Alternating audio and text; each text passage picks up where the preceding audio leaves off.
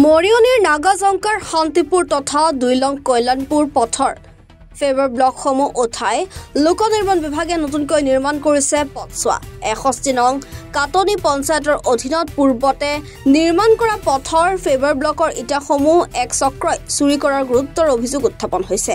নিয়ম অনুসৰি পথৰ পৰা উঠাই পেলোৱা ব্লক ইটাসমূহ লোক নিৰ্মাণ বিভাগে পঞ্চায়তক সমজাই দিব লাগে। ইতিমধ্যে ৰাইজে ঘটনা সন্দৰ্ভত 61 নং পঞ্চায়তৰ সচিবক অভিযোগ দাখিল কৰিছে যদিও এই ক্ষেত্ৰত কোনো বিশেষ ব্যৱস্থা গ্ৰহণ কৰিব পৰা নাই বিভাগীয় কৰ্তৃপক্ষই।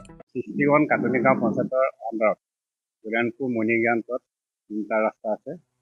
তাৰে দুটা ৰাস্তাত তিনিটাতে আছিলে মানে ইটা আৰু পিভাজ ব্লক। ইতিমধ্যে কল্যাণপুৰ দ্বিতীয় ৰাস্তা 2 নম্বৰ আৰু শান্তিপুৰ ৰাস্তা এই দুটাই মেৰামতি মানে পথত এতিয়া আগবাঢ়ি আছে।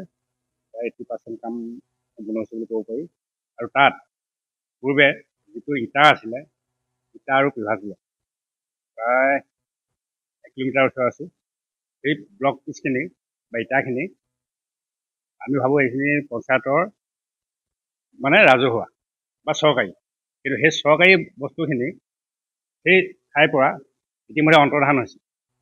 এতিয়া অন্তৰ্ধান হৈছে, কোনে নিছে, ক'ত থৈছে, কেনেধৰণে নিলে সেইখিনি আমি অৱগত নহয়।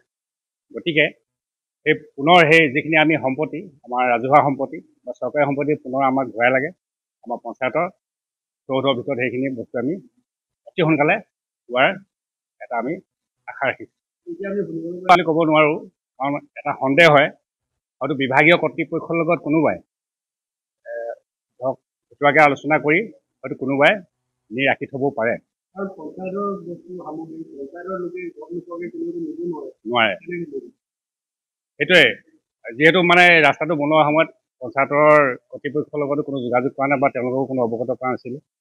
সেইটো কাৰণে আমি ইতিমধ্যে এতিয়া গম পাইছোঁ যে সেই বস্তুখিনি যিহেতু হেৰাইছে, গতিকে হেৰুৱা বস্তুটো আমাক পুনৰ ঘূৰাই লাগে। যোৰহাটৰ পৰা কংকনজ্যোতি শৰ্মাৰ ৰিপৰ্ট, এনি ভাৰত 24।